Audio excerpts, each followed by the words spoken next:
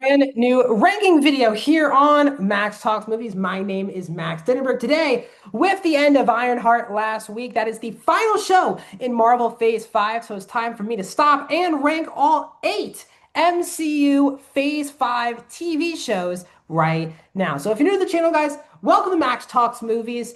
Please consider hitting that subscribe button and ringing that bell for notifications. I do movie, TV show reviews, out theater reactions, box office breakdown shows, among other things. So if you like any one of those things, subscribe. It would really mean the world to me. We're growing. Let's grow together as quickly as possible by hitting that subscribe button. Comment down below. What are your thoughts on Marvel Phase 5? Did you love any of these shows? Hate any of these shows? What is your ranking? And my ranking isn't the right ranking. It's just my ranking. So please let me know your ranking of the 8 MCU shows or how many of the shows you've seen down in the comments. Would love to have a fun conversation with you guys. And also, please hit the thumbs up button. Really means more than you know. So please hit that thumbs up button. So before I get into this ranking, also I do want to say for all 8 of these shows, I basically did week-to-week breakdowns of these shows for the most part. So I've reviewed all of these shows before, a lot of them in depth, especially if it's episode by episode. So definitely go back to some other reviews on the channel if you want more philosophical deep dives on the episodes. This will be general reviews, really breakdowns of the show. So without further ado, let's get this ranking started at number 8 with Secret Invasion, which I think was the biggest swing and miss for the MCU's entire history. I think the show got started on a solid note where the first couple episodes, you're like, finally, a Marvel project that's taking the genre, the story itself very seriously and mature. There wasn't that over the top, forced, stereotypical MCU humor. But as the show continued on, it became extremely convoluted and honestly unbelievably terrible as the series led on. And it led to this Emilia Clarke big action scene where she took a thing which led her to being having all these powers of like 10 Avengers. And she survives the end of the movie and is just alive, walking around the current MCU. She has become the most powerful being in the history of the MCU.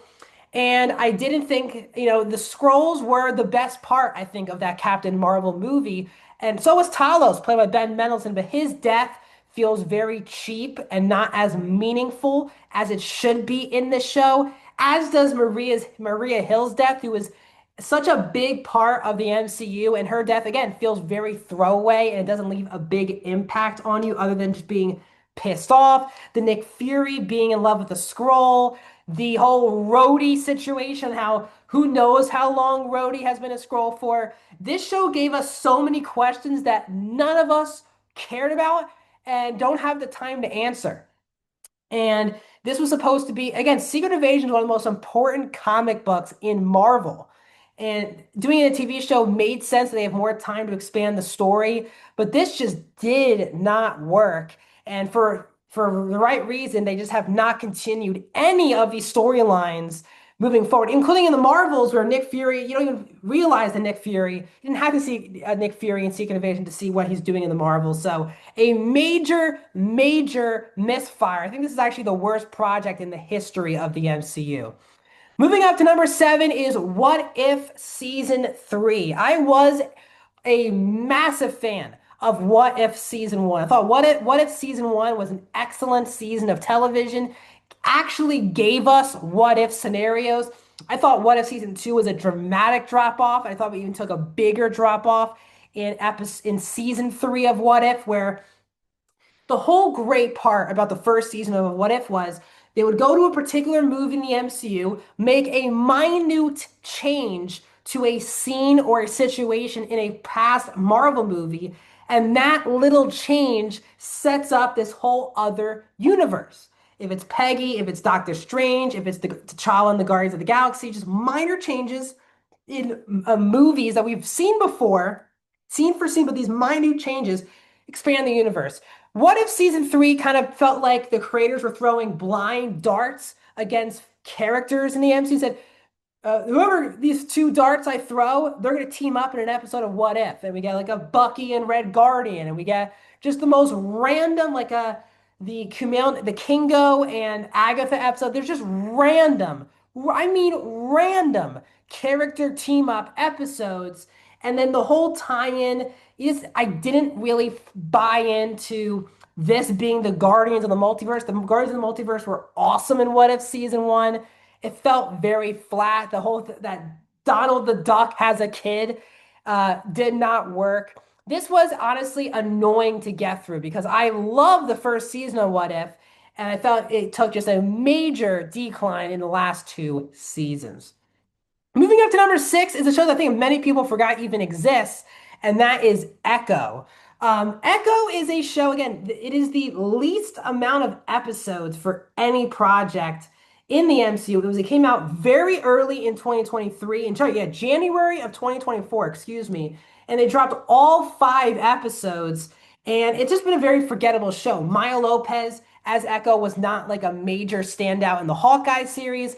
And really, outside of setting up Kingpin in the post-credit scene of this series, becoming interested in being the mayor of New York, which sets up what he does in Daredevil Born Again.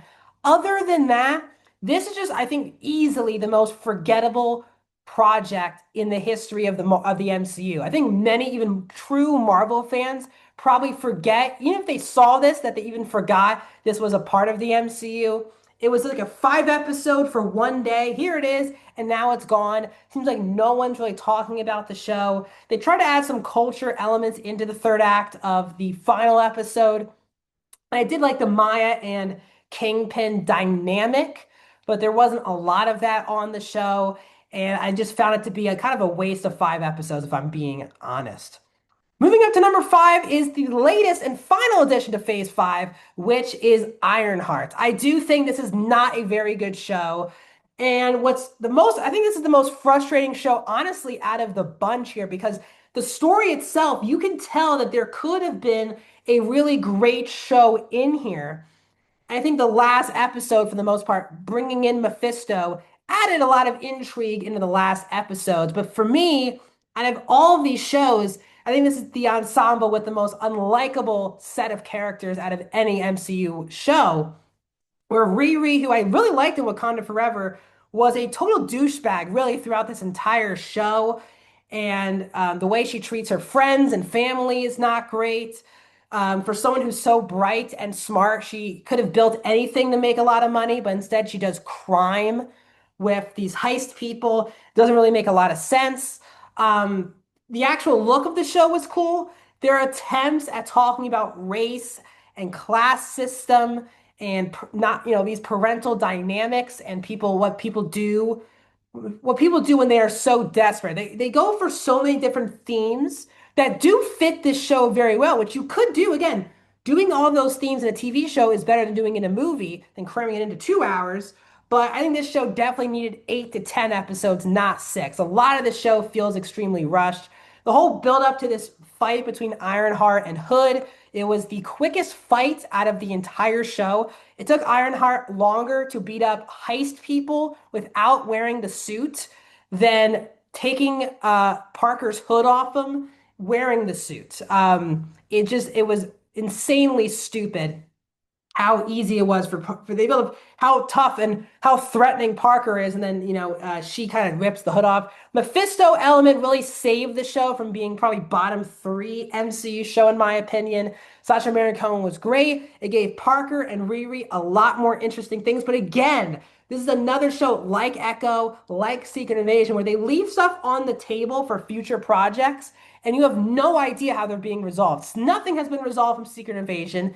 Sure, the Maya Lopez character in Echo has not been seen since Echo. And here we're in Ironheart situation where they're setting up future things for Mephisto and for Riri and for Parker, but we just have no idea when they're going to bring these characters back, which makes it, and honestly, a lifeless watch on Disney Plus. Now, here are the rest of the top four I would give a positive review for. At number four for me was Daredevil Born Again, which is weird because it's number four, and I would still give it a fresh review, but it's easily the most disappointing show on this list that it is not number one or number two because I love the Netflix Daredevil series. I love Charlie Cox. I love Vincent D'Onofrio. I love, Karen and Foggy. I love this and John Bernthal as Punisher. these characters do mean a lot to me. And you can just tell how reworked this show was, where they had the original show, they filmed so many episodes, and now then they fired all the writers, the whole creative team, brought in Benson and Moorhead to finish, to do 3 episodes, and they were easily the 3 best episodes on the series.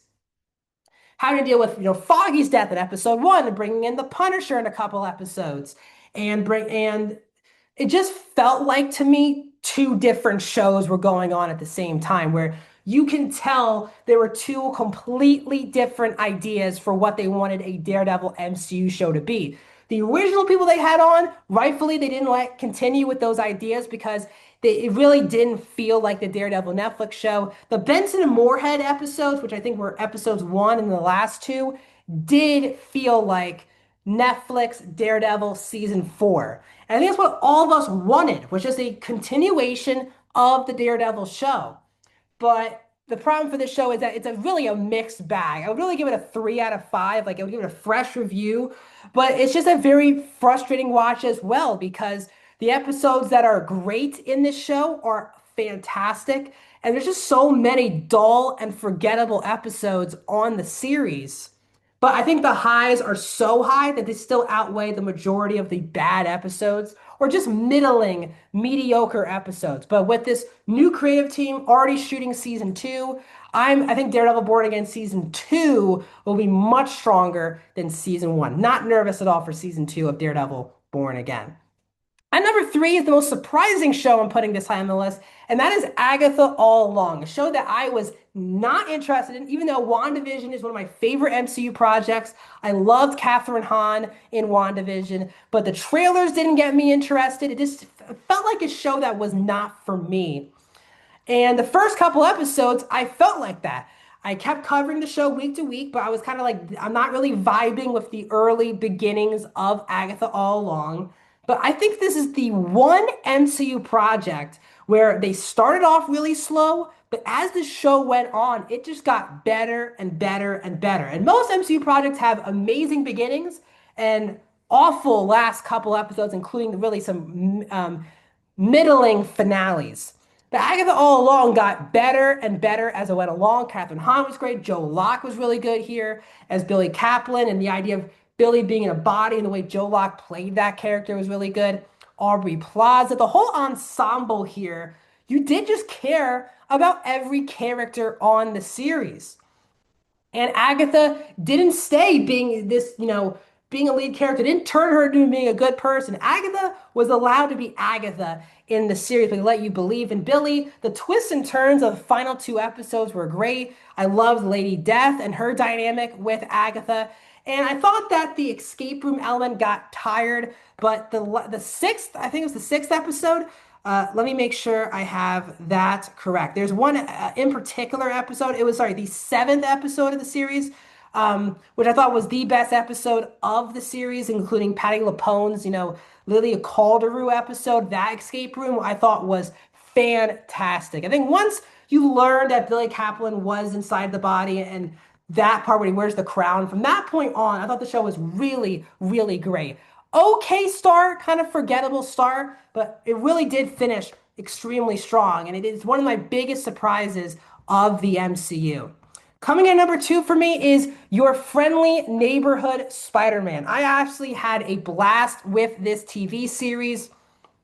Again, Spider-Man is my favorite superhero character, comic book character of all time. But I was very nervous about this, the fact that this is not an origin story for Tom Holland's Spider-Man. The character sounds like Tom Holland. It's another kind of a what-if situation, a separate MCU universe where there's Harry and there's Norman Osborn, but it's still kind of tied in the MCU where there's the Avengers are known, and Iron Man and Doctor Strange are in the show. So I was very nervous how this would tie in. The fact that it actually doesn't tie in really at all to the main MCU gave this kind of a fresh feel to it. I loved the comic booky animation to the show, where this show kind of feels like it came right off the comic book pages directly. The animation is gorgeous, as I said. The action is a lot of fun. The twist at the very end on how Peter actually got his bite from that 3rd act was great. I loved the big what if, I guess, of the show is what if not if Tony Stark was Peter Parker's mentor, but what if it really was Norman Osborn who gave him all of this money and suits and all of these things? What would that do? I thought that was a really strong element. The tombstone stuff I thought was excellent as well.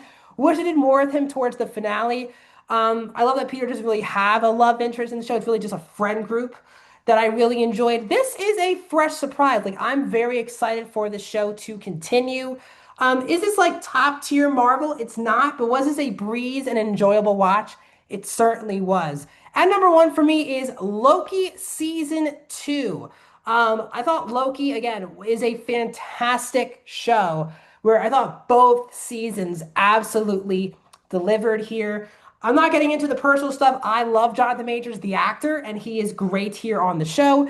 Bringing in Ke Huy Quan was a great addition. And the big twist at the very end, you really feel the intensity and the weight of the show and the responsibility that Loki is taking on. And again, this is another show that while you're watching it, you can feel how important it is to the grand cinematic universe. And so many of these shows can be so forgettable and dull because you just don't feel like you're ever going to see these characters again and you don't understand how they fit into the big scope of the universe. But Loki, you just feel the weight of the MCU. You feel like every decision affects other projects.